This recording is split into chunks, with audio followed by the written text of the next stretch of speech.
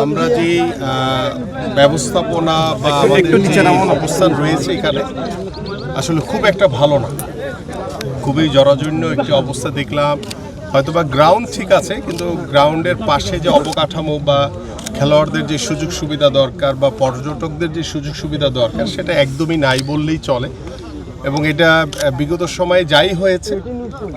But আমরা এটা নতুনভাবে কাজ করতে চাই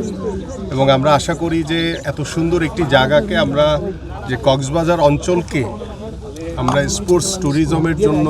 যে চিন্তা ভাবনা আমাদের মাথায় রয়েছে সেটাকে আমরা ফুটবল, ক্রিকেট বা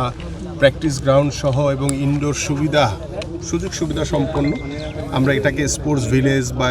স্পোর্টসের জন্য যে ট্যুরিজমের জন্য যে চিন্তা ভাবনা সেটা সব কিছু মিলিয়ে আমরা ঢাকায় গিয়ে আমি আমার মন্ত্রণালয়ের কর্মকর্তা যারা রয়েছেন, পাশাপাশি ক্রিকেট বোর্ডের সাথে যারা রয়েছেন কিংবা ফুটবলের যেহেতু এখানে একটি ভেন্যু হিসেবে আমাদের একটি চিন্তাভাবনা ছিল, সেগুলোকে নিয়ে সব কিছু মিলে এবং অন্যান্য যে স্পোর্টসগুলো রয়েছে যেহেতু ইনডোর সুবিধা সম্পন্ন সকল স্পোর্টসই যাতে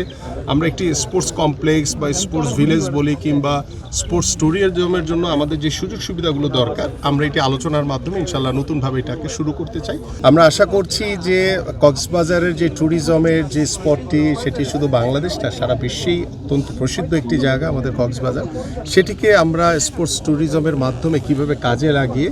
আমরা পৃথিবীর অনেক উন্নত দেশে আমরা যারা ক্রিকেট প্রেমী যে দেশগুলো রয়েছে সেখানে অনেক সুন্দর সুন্দর স্টেডিয়াম দেখেছি আমরা, যে সেখানে গ্যালারি ছাড়াও মাঠে কিংবা গ্রাসের ভিতরে বসে শুয়ে আমরা দেখেছি যে অনেকেই খেলা উপভোগ করে। সো যেহেতু কক্সবাজারে এমন একটি সুন্দর জায়গা, সেটার আদলে আমরা এই ধরনের কিছু করতে পারি কিনা সেটি আমাদের পরিকল্পনায় ডেফিনেটলি থাকবে। সো আপনারাও অপেক্ষা করেন, আপনারাও আমাদেরকে সহযোগিতা করেন, আমরা ইনশাল্লাহ ভালো কিছুর অপেক্ষা রয়েছে। আমরাও আমাদের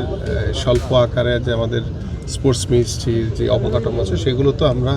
কাট আপ করে আমরা আমাদের খেলোয়াড়দের দিকে আমরা মনোযোগী আছি। শুধু আমাদের মেন ইম্পর্টেন্ট হচ্ছে মাঠের মধ্যে যদি ভেতর যে পাইপ চালিয়ে যে ঢাকা স্টেডিয়াম পরে করতে হবে, এটা পরে করতে হবে, এটা আমরা পরবর্তী এখন এখানে গাছটা দিতে হবে, হচ্ছে ঘাসটা দিয়ে আমরা রোলিং করে গাছটা দিতে হবে। ঠিক আছে, লাগলে যে আমাদের যে মানে গ্রাস যারা লাগায় বা যারা মাঠ মেজারমেন্ট করে তাদের এনে যদি কোনো কিছু মাটি ফেলতে হয় বা কিছু ফেলতে হয়